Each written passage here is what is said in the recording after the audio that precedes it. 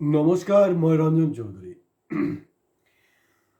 প্ৰথমতে বিশেষকৈ যোৱা 31 মে দিনাখন যে আমাৰ ইউটিউবৰ টাইটেল যোনটো আছিলে আপোনালোকৰ নিশ্চিতভাৱে মনত আছে চাগে। যিসকলে চাইছে, যিসকলে চোৱা নাই তেওঁলোকে ছাবস্ক্ৰাইব কৰক আৰু এই আমাৰ ভিডিঅ'বিলাক অলপ সময় ওলাই চাব আৰু কাৰণ আমি অদৰকাৰী কোনো কথা নাপাতোঁ, অতিৰিক্ত কোনো কথা নাপাতোঁ।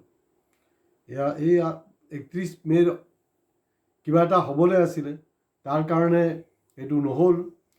সেইকাৰণে তাৰ শীৰ্ষকে দিয়া আছিলে এই ভিডিঅ'ৰ যে শৃংখলৰ উশৃংখলতা যোৰহাটবাসীয়ে মনা নাই, সেইটোৱে আছিলে। তো তাত দেখিছোঁ যে আপোনাৰ মানে অভূতপূৰ্ব সঁহাৰি আমি পাইছোঁ তাত, অভূতপূৰ্ব সঁহাৰি। তাৰ কাৰণে সকলোকে ধন্যবাদ জনাইছোঁ আৰু যিসকলে চোৱা নাই আপোনালোকে চাব। সেইকাৰণে বাৰেপতি কৈ থাকোঁ যে আপোনালোকে আমাৰ চেনেলখন ছাবস্ক্ৰাইব কৰক, আমাৰ চেনেল ছাবস্ক্ৰাইব কৰক, একদম আপডেট থাকক। আচল কথাবিলাক আমি কওঁ, ফাদিল কৰি দিওঁ, যোনটো বেলেগে নকয়। তো যি নহওক, এতিয়া 31 তাৰিখৰ যোনটো ঘটনা, সেইটো যিবিলাকে চোৱা নাই সেই ভিডিঅ'টো চালে গম পাব। সেইটোক আকৌ ৰিপিট কৰিবলৈ খোজা নাই। কিন্তু প্ৰিন্সিপালি মই এটা বস্তু মানো যে আপোনাৰ মানে ইলিগেল, বেআইনী যোনটো বেআইনী, ইয়াত বেলেগ আৰু কোনো ষ্টৰী নাই। এইটো জাতি ধৰ্ম বৰ্ণ নিৰ্বিশেষে আপুনি যদি বেয়া কাম কৰিছে এইটো ফল ভুগিব লাগিব। You have to pay' for it, বেলেগ কোনো একো নাই। আৰু যোৱা 31 তাৰিখৰ ভিডিঅ'ত মই আৰু এটা বস্তুত খুব বেছি মই ভাল পাইছোঁ। তাত যিবিলাক কমেণ্টছ আহিছে, লাইকটো হিউজ লাইক হৈছে, কোনো বাৰু গম পোৱা নাযায়, কাৰণে কোনে লাইক কৰিলে মইতো নাজানো নহয় যে কোনে একচুৱেলি মোক পচন্দ কৰিলে। কিন্তু হয়, আমি ট্ৰেছ কৰিব পাৰোঁ যে কমেণ্ট বক্সৰ পৰা কমেণ্টছ যিকোনো আহে। আমি সদায় কৈ থাকোঁ, লাগিলে আপোনাক গালি পাৰক, কিন্তু কমেণ্টছ বক্সত গৈ কমেণ্টছ কৰক, সেইটো আমাৰ কাৰণে খুব জৰুৰী। আৰু তাত দেখিছোঁ একদম এই 3 দিন মই সেইটোকে চালি জাৰি চাই আছিলোঁ যে কোনো বহিৰাগত, কোনো বাংলাদেশীৰ কিন্তু তাত কমেণ্টছ নাই। যিমান কমেণ্টছ আহিছে 99.99% কমেণ্টছ পজিটিভ আৰু 0.1%তকৈও কম হ'ব চাগে, সেইটোতো আপোনাৰ গদি মিডিয়া আছে আৰু ভক্ত আছে, তেওঁলোকে ক'বই, এইটো স্বাভাৱিক। তো গতিকে মই এইটো জোখতে লোৱা নাই। তো তাত দেখিছোঁ মানে মোৰ এইটো কাৰণে ভাল লাগিছে যে কোনো বাংলাদেশীৰ কমেণ্টছ নাই, ভাল বেয়া একো। তাত অসমৰ স্বাভিমানী অসমীয়া খিলঞ্জীয়া আৰু ভূমিপুত্ৰখিনিয়েহে কমেণ্টছ কৰিছে। আৰু মই একজেক্টলি সেইটোকে বিচাৰি আছোঁ যে অসমৰ স্বাভিমানী ভূমিপুত্ৰ আৰু খিলঞ্জীয়া ৰাইজ জাগি উঠক। কি হৈ আছে অসমত? অসমটো এনেকুৱা নাছিলে, যোনটো অৱশ্যে মই 11 বছৰ আগতে কৈছিলোঁ। এতিয়া 11 বছৰ পিছত বহুতে এই কথা বতৰাবিলাক অনুভৱ কৰি আছে। এতিয়া মূল কথালৈ আহোঁ। 3 তাৰিখে 31 তাৰিখে এটা ঘটনা হ'ল, আমি দেখিলোঁ। আৰু 3 তাৰিখে মই কিন্তু প্ৰথম কথাটো হ'ল যে আজাদ চৌধুৰী মোৰ লগত কোনো সম্পৰ্ক নাই। মোৰ লগত কাৰো না আপোনাৰ ৰাহুলৰ লগত সম্পৰ্ক আছে, না গৌৰৱৰ লগত আছে, না হিমন্তৰ লগত, মোৰ একো নাই। যাৰ যোনটো খেলি মেলি আছে মই চিধা উদঙাই দিম দেই, চিধা চিধি কথা। মই বাওঁপন্থীকো এৰি নিদিওঁ, আৰু বাওঁপন্থীৰ ওপৰত অলপতে আৰু এটা এপিছড আহিব। গতিকে বাওঁপন্থীবিলাকো হুঁচিয়াৰ। গতিকে ইয়াত মোৰ কোনো পলিটিকেল হেৰি নহয়, কাৰণ কোনো পলিটিকেল পাৰ্টিৰ পৰা মই ডনেশ্যন নলওঁ, কোনো কৰ্পৰেট কোনো ব্যৱসায়ীৰ পৰা মই সাহাৰ্য নলওঁ। মই কি বিচাৰি আছোঁ যে অকল আপোনালোকে আমাৰ চেনেলখন ছাবস্ক্ৰাইব কৰক, আৰু ছাবস্ক্ৰাইবটো কি হয়, ফ্ৰী হয়। আপুনিতো পেপাৰ কিনিলেতো আপোনাৰ পেপাৰৰ এটা চাৰ্জ দিব লাগে নহয়, ইয়াত কোনো চাৰ্জ নাই, ইটছ এ ফ্ৰী অফ কষ্ট, ফ্ৰী ছাৰ্ভিচ, আৰু নোবেল কজৰ কাৰণে কৰি আছোঁ। আজাদ চৌধুৰী ভাল বেয়া কি কথা নকথা মোৰ কোনো মতলব নাই, কিন্তু যোৰহাট বুলি নহয়, অকল যোৰহাট নহয় দেই, গোটেই অসমৰ মানে সচেতন ৰাইজৰ মাজত কিছু প্ৰশ্ন আহিছে, আৰু সেই প্ৰশ্নখিনি মই আজি ইউটিউবৰ যোগেদি আপোনালোকৰ ৰাইজৰ ওচৰতে দিব খুজিছোঁ। আৰু এই প্ৰশ্নবিলাক যদি সঠিক নহয়, আপোনালোকে কমেণ্টছ বক্সত গৈ কমেণ্টছ কৰিব। নম্বৰ 1, সুপ্ৰিম কোৰ্টৰ এটা অলৰেডি ভাৰ্ডিক্ট আছে বুলডোজাৰৰ ক্ষেত্ৰত। যোনে এতিয়াতো গুগল চুগল চব ৰেডি আছে, আপোনালোকে চেক কৰি চাব যে সুপ্ৰিম কোৰ্টে ডাইৰেকশ্যন, এই যে বুলডোজাৰ বাবা ক'ত আছিলে, বুলডোজাৰ বাবা ইউপিত নাছিলে জানো, ইউপিত ষ্টাৰ্ট হ'ল, এতিয়া অসমতো বুলডোজাৰ বাবা। একচুৱেলি বুলডোজাৰখন কেতিয়া চলে, বুলডোজাৰ চলাৰ দুটা কাৰণ।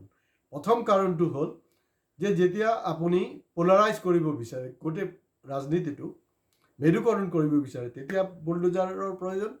আৰু বুলডোজাৰৰ প্ৰয়োজন যেতিয়া আপুনি ল এণ্ড অৰ্ডাৰত ফেইল হৈছে, দৈনন্দিন সমস্যাবিলাক আপুনি মিট আপ কৰিবলৈ অক্ষম হৈছে, তেতিয়াই কিন্তু বুলডোজাৰৰ ৰাজনীতি হয়। Weather it is UP, weather it is Bihar, Assam, য'তেই যাব, তাত যদি আপুনি পোষ্টমৰ্টম কৰে, আপুনি কিন্তু ঘূৰাই পকাই পোষ্টমৰ্টম ৰিপৰ্ট সেইটোৱে পাব। আৰু আমি অলপতে এই ধৰণৰ এপিছড আৰু এটা আনি আছোঁ, কিন্তু আজি সুকীয়াকৈ যোৰহাটৰ বিষয়টো আকৌ ক'ব বিচাৰিছোঁ। মই প্ৰথম কথাটো হ'ল যে যোৰহাটৰ এই যে হ'ল সুপ্ৰিম কোৰ্টৰ ভাৰ্ডিক্টটো, এইটো মেইনটেইন হোৱা নাই, এইটো বাৰু মই বাদি দিছোঁ। এইটো সময় ক'ব, কোৰ্টে বিচাৰ কৰিব কি হ'ব নহ'ব। লাভ কি হ'ব জানেনে? লাভ এইটোৱে হ'ব যে যিজন এক্সিকিউটিভ অফিচাৰে কৰিলে কামটো, আৰু যিসকল কৰ্মচাৰী এই গোটেই প্ৰক্ৰিয়াটোৰ লগত জড়িত, অৰ্থাৎ কাৰণ বিজেপিৰ বৰ্ডত, এইটো কিন্তু হেৰি নহয় দেই, কংগ্ৰেছৰ বৰ্ডত নহয়, এই আপোনাৰ যোনটো তাক লেচি দিয়া হৈছিলে, সি যে কণ্ট্ৰাক্ট কৰি আছে বা তাৰ মাটিখন দিয়া হ'ল, এই গোটেই কিন্তু বিজেপিৰ পিৰিয়ডত হৈছে। আৰু বিজেপিৰ যিবিলাক মানে ৱাৰ্ড মেম্বাৰবিলাকৰ চহী আছিলে তাত, তেওঁলোকে কৰিছে। এইটো এনেকুৱা নহয় যে কংগ্ৰেছৰ কাৰণে আমি ভুগিব লগা, এইটো নহয়, ফাল্টু কথা। আৰু মানে অসমৰ যে টপ 10, টপ 5 বুলি ক'লে বেছি ভাল হ'ব নেকি, টপ 10 নহয়, টপ 5। কাৰণ টপ 5 সেইটো কাৰণে ক'ব খুজিছোঁ, কাৰণ আপোনাৰ টপ হিমন্ত বিশ্ব শৰ্মা কোৱা নাছিলে জানো যে টপ 5 মানে ষ্টেটৰ মাজত অসম হ'ব।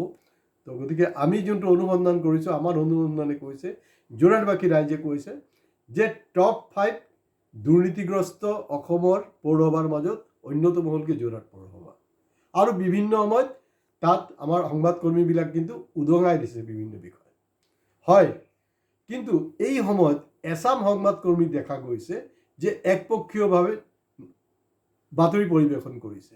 অৰ্থাৎ এই যে পেকেটটো পাই থাকে নহয় মাজে মাজে, টোপোলাটো পাই যে, কাৰণ তেওঁলোকৰ কোনো নোবেল কজ নাই।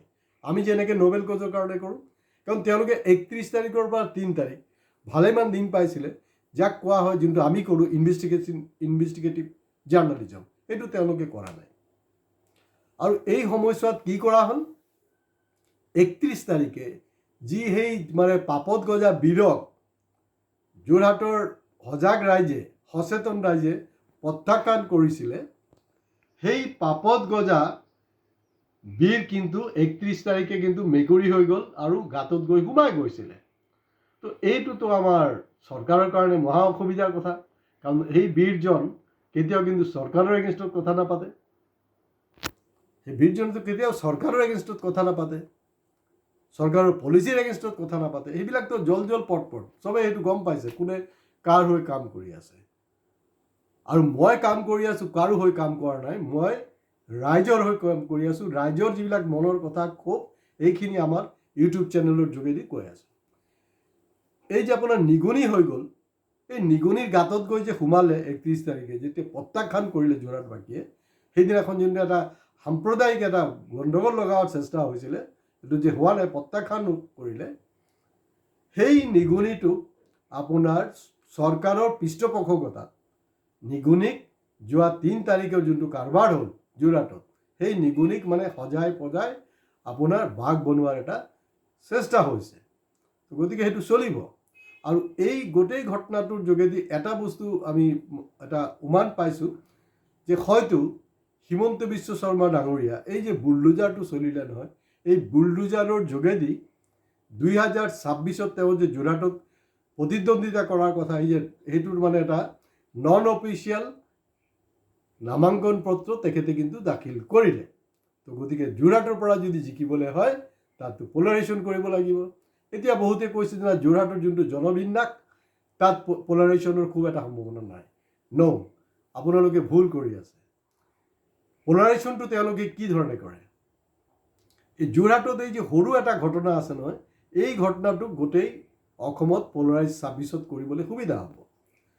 আৰু এটা এক্সাম্পল দিওঁ, নৰেন্দ্ৰ মোদী ডাঙৰীয়া 2014 বানাৰসত আপোনাৰ হেৰি কৰিলে, গৈ য'ত কণ্টেষ্ট কৰিছিলে, সেইটো just to polarize Indian politics. Sarbananda Sonowal তেখেতে নিজৰ সমষ্টি বাদ দি ক'ত গৈ বিধানসভা খেলিলে? Majuli, just to polarize. কিন্তু এতিয়া ৰাইজ সজাগ হৈছে। এতিয়া প্ৰশ্নটো হ'ল যে 24 ঘণ্টাৰ ভিতৰত তাৰ পৌৰসভাৰ এটা সিদ্ধান্ত লাগু কৰা হ'ল, ভাল কথা, মই চেলুট জনাইছোঁ। কিন্তু 24 ঘণ্টা বাদ দিয়ক, যোৱা 24 বছৰ যে ৰিজলিউশ্যন, 24 বছৰে মই বাদ দিছোঁ, যে যোৰহাট পৌৰসভাৰ যে ইতিহাসত মানে মই 100 বছৰো যদি কমচে কম ধৰি লওঁ, যে যোৱা 100 বছৰত এনেকুৱা কোনো ঘটনা আছে নেকি যে ৰিজলিউশ্যন পাছ হ'ল, সিদ্ধান্ত হ'ল আৰু 24 ঘণ্টাৰ ভিতৰতে লাগু হৈ গৈছে? যদি তেনেকুৱাই হোৱা হ'লে হয়, তেতিয়াতো আজি যোৰহাটত কোনো মানে অবৈধ মানে হেৰিৰ কোনো কুৱেশ্যনেই নাছিলে। আমি যদি বেছি মানে এনালাইচিছলৈ নাযাওঁ, যদি মই চিম্পলি ক'ব খুজিছোঁ, টকলাই যোনটো অঞ্চল আছে, তাত কোন আছে? তাত কি বাংলাদেশী আছে নেকি? না বৃহৎ পুঁজিপতি গোষ্ঠী আছে? তাহাঁতৰ গাত চুবনে? কেতিয়াও চৰকাৰ নোচোয়, দল সংগঠনো নোচোয়। কেলে নোচোয় জানেনে? কাৰণ সেই চান্দা বৰঙণিটো যে পাই থাকিব, সেইটো কাৰণ, বেলেগ একো নাই, একোৱেই নাই। কিন্তু হয়, এতিয়া লাষ্টত গৈ কি হ'ব যে এই যে প্ৰক্ৰিয়াটো হ'ল, তাৰ যিবিলাক লেপছেছ আছে, তাৰ কাৰণে যিবিলাক কৰ্মচাৰী জড়িত তেওঁলোকৰ এই কোৰ্টৰ ওচৰত পেনাল্টি পে' হ'ব, আৰু এক্সিকিউটিভ অফিচাৰজনো অলপ একাউণ্টেবল হ'ব। নোহোৱা একেবাৰে যে নহ'ব তেনেকুৱা কোনো কথা নাই, কাৰণ প্ৰচিডিঅ'ৰ মেইনটেইন কৰা হোৱা নাই। আৰু তাতকৈও ডাঙৰ কথাটো হ'ল, আজাদ চৌধুৰী কিবা ভুল কৰিব পাৰে, অন্যায়, তেওঁ অপৰাধী, কিন্তু তাৰ প্ৰায়শ্চিত্ত তাৰ ল'ৰা ছোৱালীক কেলে দিব? আৰু যদি এক্সাম্পল ছেট কৰিবলৈ আছিলে, এই সাহসটি একচুৱেলি আপোনাৰ টকলাই অঞ্চলত দেখুৱাব লাগিছিলে, কিন্তু তেওঁলোকে সেই বস্তুটো দেখুওৱা নাই, আৰু সেই বস্তুটো তেওঁলোকে জিন্দগীতো নেদেখুৱায়। গতিকে এই বস্তুবিলাক হ'ব নালাগে, হোৱা উচিত নহয়। আৰু যোৰহাটবাসীয়ে অলৰেডি দুবাৰকৈ অগ্নি পৰীক্ষাত উত্তীৰ্ণ হ'ল। মই যেনেকৈ কৈছিলোঁ, 2024 পাৰ্লামেণ্ট ইলেকশ্যন, 31 তাৰিখে সেই 20 জনক মুখ থেকেচা খালে 31 মে'ৰ দিনাখন। আৰু এতিয়া 2026 যদি আৰু এটা মুখ থেকেচা দিব পাৰে, তেতিয়া হয়তো যোৰহাটক মই আকৌ 2026 এটা চেলুট জনাম। কিন্তু যি হৈ আছে সেইটো অন্যায় হৈ আছে। মই সদায় কওঁ, ইল্লিগেল ইজ ইল্লিগেল। এইটো ইয়াৰ আমাৰ মানে অসমীয়া, অনা অসমীয়া, হিন্দু, মুছলমান, খ্ৰীষ্টান বুলি কোনো কথা নাই, কিন্তু ইয়াত গ্ৰছ ভায়োলেশ্যন হৈছে। যদি আৰু তাতকৈও ডাঙৰ কথাটো হ'ল যে এক্সিকিউটিভ অফিচাৰৰ কাম হ'লগৈ তাত যিবিলাক দুৰ্নীতি হৈ আছে সেইবিলাকক মানে একশ্যনত যোৱা। এক্সিকিউটিভ অফিচাৰক মই সন্মান জনাই এটা কথা ক'ব বিচাৰিছোঁ, অকল যোৰহাট নহয়, সকলো হেৰিত তেওঁলোকে দেখা গৈছে যে প্ৰায় সময়ত যিবিলাক চৰকাৰৰ পলিটিকেল এজেণ্ডা, সেইটোক ফুলফিল কৰাৰ কাৰণে ব্যস্ত হৈ যায়। পলিটিকেল এজেণ্ডা নহয়, পলিটিকেল এজেণ্ডা তাৰ ward member, chairman, chairperson, vice chairman যি আছে তেওঁলোকে কৰিব, কিন্তু এইটো চৰকাৰী বিষয়াই কৰিব নালাগে। চৰকাৰী বিষয়া, কাৰণ চৰকাৰৰ বিষয়াৰ ওচৰত, একজন এক্সিকিউটিভ অফিচাৰৰ ওচৰত হিন্দু, মুছলমান, অসমীয়া, বঙালী, বিহাৰী বুলি কোনো কথা নাই। গতিকে সেইটোৰ একশ্যন হ'ব লাগিব, আৰু কোনো পধ্যেই যাতে এই ধৰণে মানে বাংলাদেশী বা অবৈধ বিদেশীক সংস্থাপিত হ'ব নোৱাৰে, তাৰ কাৰণে যত্ন লোৱাটো চৰকাৰৰ যেনেকৈ কৰ্তব্য, আমাৰ দল সংগঠন নহয়, এইকেইটাতো টকা পালেই ঠাণ্ডা, এই আমাৰ ৰাইজ সজাগ হ'ব লাগিব। আজি ইয়াতে শেষ কৰিছোঁ, নমস্কাৰ।